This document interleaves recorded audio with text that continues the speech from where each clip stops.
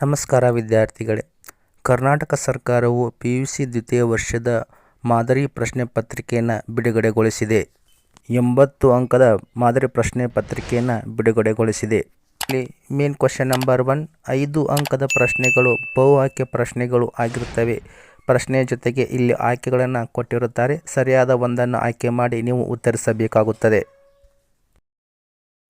ಇನ್ನು main question number 2, 5 ಬಿಟ್ಟ ಸ್ಥಳಗಳನ್ನು ನೀಡಲಾಗುತ್ತದೆ. 5 ಬಿಟ್ಟ ಸ್ಥಳಗಳನ್ನು ನೀಡೋದ್ರ ಜೊತೆಗೆ ಇಲ್ಲಿ ಉತ್ತರವನ್ನು ಸಹಿತ ಕೆಳಗಡೆ ನೀಡಿರುತ್ತಾರೆ. ಅದರಿಗೆ ಸರಿಯಾದ ಉತ್ತರವನ್ನು ಆಯ್ಕೆ ಮಾಡಿ ನೀವು ಬಿಟ್ಟ ಸ್ಥಳವನ್ನು ತುಂಬಬೇಕು. ಇನ್ನು ಮೇನ್ ಕ್ವಶನ್ ನಂಬರ್ 3, ಇಲ್ಲಿ ಹೊಂದಿಸಿ ಬರೆಯಿರಿ ಅಂಥೇಳಿ ನೀಡಿರುತ್ತಾರೆ. ಈ ಹೊಂದಿಸಿ ಬರೆಯಿರಿ ಒಟ್ಟು 5 ಅಂಕಗಳನ್ನು ಇಲ್ಲಿ ನೀಡಲಾಗುತ್ತದೆ.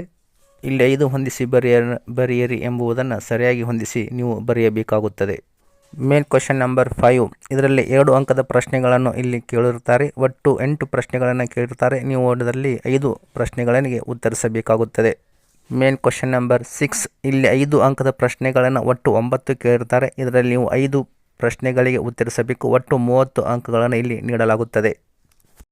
ಅದೇ ರೀತಿಯಾಗಿ ಮೇನ್ ಕ್ವಶನ್ ನಂಬರ್ 7, ಇಲ್ಲಿ 10 ಅಂಕದ ಪ್ರಶ್ನೆಗಳನ್ನು ಕೇಳಲಾಗುತ್ತದೆ. ಒಟ್ಟು 4 ಕೇಳಿರ್ತಾರೆ. ಇದರಲ್ಲಿ ನೀವು 2 ಆಯ್ಕೆ ಮಾಡಿ ಬರೆಯಬೇಕು. ಒಟ್ಟು 20 ಅಂಕಗಳನ್ನು ಈ ಒಂದು ವಿಭಾಗದಲ್ಲಿ ನೀಡಲಾಗುತ್ತದೆ. ಒಟ್ಟು 80 ಅಂಕಗಳ ಪ್ರಶ್ನೆಗಳನ್ನು ಇಲ್ಲಿ ನಿಮಗೆ ಕೇಳಲಾಗುತ್ತದೆ.